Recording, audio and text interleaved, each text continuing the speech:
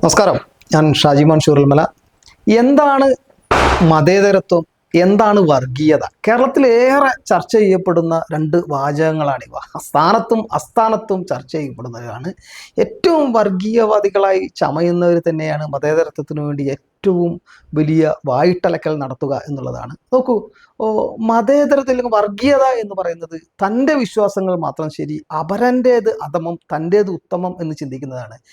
എൻ്റേത് ആചരിക്കേണ്ടതാണ്, നല്ല ആചാരങ്ങളാണ്, മറ്റവൻ്റേത് അധമമാണ്, അത് ശരിയല്ല, അത് അവർ പരിഷ്കൃത ലോകത്തിന് ശരിയല്ല എന്ന് ചിന്തിക്കുന്ന പിന്തിരിപ്പൻ വാദമാണ് വർഗീയത. നോക്കൂ, നിങ്ങൾ യഥാർത്ഥ കേരളത്തിലെ യഥാർത്ഥ വർഗീയത അഡ്രസ്സ് ചെയ്യപ്പെടാതെ പോകുന്നുണ്ട്.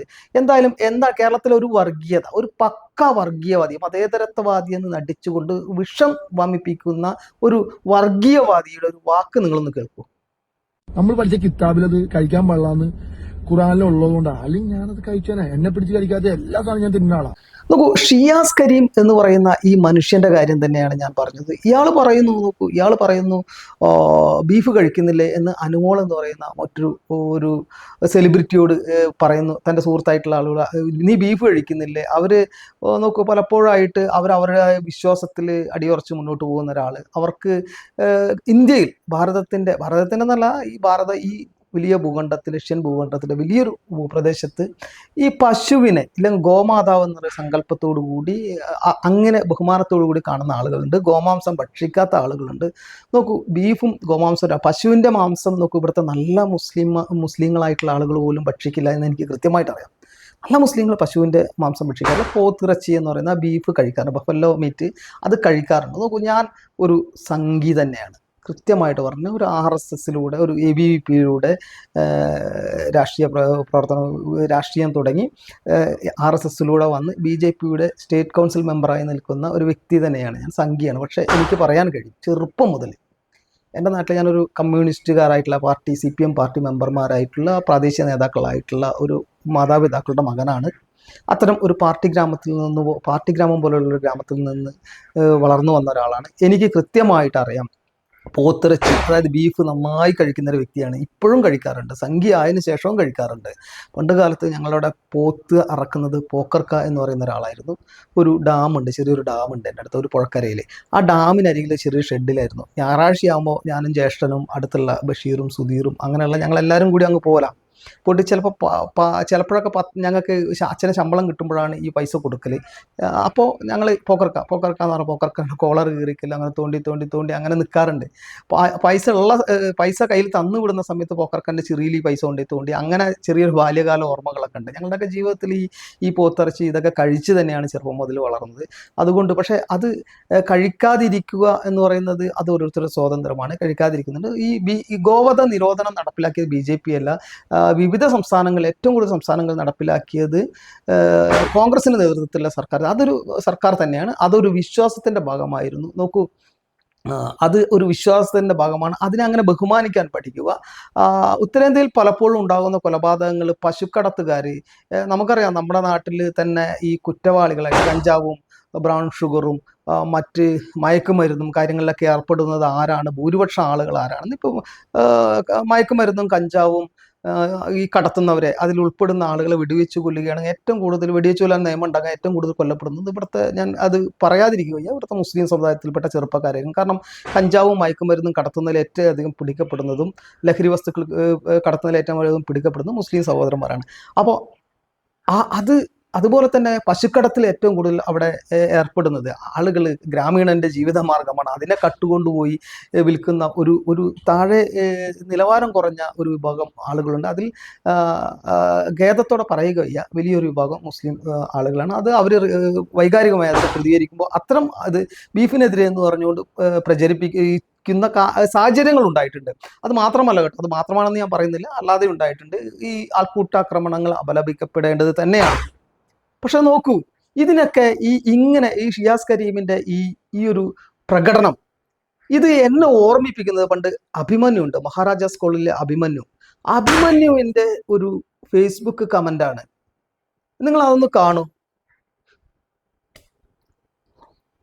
നോക്കൂ, ഇത് മനുഷ്യർ തമ്മിലുള്ള ഇവര് എന്തിനോ തോൽപ്പിക്കാൻ വേണ്ടി പണ്ട് സർവാൻറ്റീസിന്റെ മധ്യകാല യുഗത്തിലെ സർവാൻറ്റീസിന്റെ ഒരു കൃതിയുണ്ട്, ഡൺ കിക്സോട്ട് എന്ന പേരിൽ. അത് ഒരു കിക്സോട്ട് പ്രഭു അദ്ദേഹം അതായത് അതായത് കാറ്റാടി യന്ത്രങ്ങളെ രാക്ഷസരായി കണ്ട്, വൈക്കോൽ തുരുവിനെ രാക്ഷസരായി കണ്ട്, ചെമ്മരിയാടിൻ പറ്റങ്ങളെ എതിർ സൈന്യമായി കണ്ടൊക്കെ യുദ്ധം ചെയ്യാൻ പോയി മാനസിക നില നെറ്റിയ അതായത് അന്നത്തെ ഒരു വീരന്മാരെ നൈറ്റ്സ് എന്ന് പറയുന്ന ഒരു സങ്കല്പം ഉണ്ടായിരുന്നു. അതിനെ പരിഹസിച്ചുകൊണ്ട് അദ്ദേഹം എഴുതിയതാണ്. അപ്പോൾ ആ സർവാൻറ്റീസിന്റെ കൃതിയിലെ ഡൺ കിക്സോട്ട് പ്രഭുവിനെ പോലെയാണ് ആളുകൾ എന്തിനോ ഏതിനെ എതിർക്കുന്നു എന്നുള്ള രീതിയിൽ അടച്ചാക്ഷേപിക്കുന്ന ഒരു സമൂഹത്തെ, ആ സമൂഹത്തിന്റെ വിശ്വാസത്തെ. നോക്കൂ, എൻ്റെ വിശ്വാസം ശരിയാണ്, നിങ്ങളെ വിശ്വാസവും ശരിയാണ്, അങ്ങനെ ചിന്തിക്കാം. എൻ്റെയും നിൻ്റെയും തെറ്റാണെന്ന് വിശ്വസിക്കാം. ഇതൊക്കെ ഈ തെറ്റായ കാര്യങ്ങളെ മറികടന്നു കൊണ്ടുപോയി ഇല്ലെങ്കിൽ ശരിയായതിനെ നോക്കൂ, കാലങ്ങൾക്ക് മുമ്പ് രൂപീകരിക്കപ്പെട്ടതാണ് മതം. എന്താണ് ഈ മതങ്ങൾ?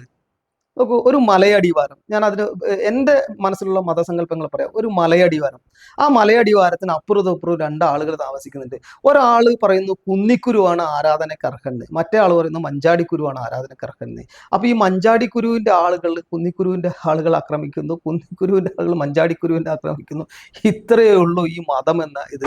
ഒരു ക്ലബ്ബ്, അതായത് ഒരു ക്ലബ്ബിന് ഉണ്ടാക്കിയ ഒരു ബൈലോ പോലെ കുറെ നിയമങ്ങൾ, ഇതൊക്കെ ദൈവസങ്കല്പം. അത് മറിച്ചു നോക്കൂ, എത്രയോ അതായത് പ്രകൃതിയാൽ അത് പരിണമിച്ച് മനുഷ്യ ജീവനോടൊപ്പം, മനുഷ്യ ജീവിതത്തോടൊപ്പം പരിണമിച്ചുണ്ടായ വിശ്വാസങ്ങളുണ്ട്. അത്തരം ഒരുപാട് വിശ്വാസങ്ങൾ ഇന്ന് ലോകത്തില്ലാതായി ഈ സംഘടിത മതവിഭാഗങ്ങളുടെ അക്രമത്തിൽപ്പെട്ട്. കാരണം അവർക്ക് സംഘടിത ബോധമുണ്ട്, അങ്ങനെ ആക്രമിക്കാനും അജണ്ട വെച്ച് സെറ്റ് ചെയ്തുകൊണ്ട് മറ്റുള്ളവരെ ഇല്ലാതാക്കാനുമുള്ള ഒരു കഴിവ് അവർക്കുണ്ട്. അതുകൊണ്ട് തന്നെ ഒരുപാട് സംസ്കാരങ്ങളും ഒരുപാട് ജീവിത രീതികളും മനുഷ്യന്റെ വിശ്വാസധാരകളും ധർമ്മങ്ങളും ഒക്കെ ഇല്ലാതായി പോയി സംഘടിത. അതായത് എബ്രഹാമിക് മതങ്ങളുടെ ആ കുന്നിൻ ചെരുവിലുള്ള, ഇസ്രായേലിലെ കുന്നിൻ ചെരുവിൽ അപ്പുറത്തും ഇപ്പുറത്തും ഉണ്ടായ ചിലപ്പോൾ ചില ബുദ്ധിശാലികളായ മനുഷ്യരുടെ, ചിലപ്പോൾ ചില ആർത്തി പിടിച്ച, അതായത് സ്വത്തും പണത്തിനും വേണ്ടി മറ്റപരനെ ആക്രമിക്കുന്ന ആർത്തി പിടിച്ച മനുഷ്യരുടെ ഒക്കെ സങ്കല്പങ്ങൾ അനുസരിച്ച് രൂപം കൊണ്ട ചില ധർമ്മങ്ങൾ, ചില സെമിറ്റിക് ധർമ്മങ്ങൾ, അത്തരം സെമിറ്റിക് ധർമ്മങ്ങളുടെ സംഘടിത യുദ്ധതന്ത്രത്വം ഇല്ലെങ്കിൽ പിടിച്ചെടുക്കൽ മനോഭാവം മൂലം ഇത്തരം വർഷങ്ങളായി, പതിറ്റാണ്ടുകളും നൂറ്റാണ്ടുകളും സഹസ്രാബ്ദങ്ങളുമായി വിശ്വാസത്തിലോ ജീവിതത്തിലൂടെ ഉരുത്തിരിഞ്ഞു വന്ന ചെറിയ ചെറിയ നിർദോഷകരമായിട്ട് മതവിശ്വാസങ്ങളെ, അത്തരം സങ്കല്പങ്ങൾ, അത്തരം ധർമ്മങ്ങൾ ഇല്ലാതായിക്കൊണ്ടിരിക്കുന്നത്.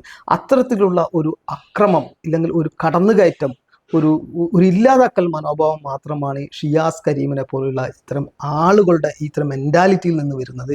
ഇത് അംഗീകരിക്കാനാവില്ല എന്നുള്ളത് തന്നെയാണ്.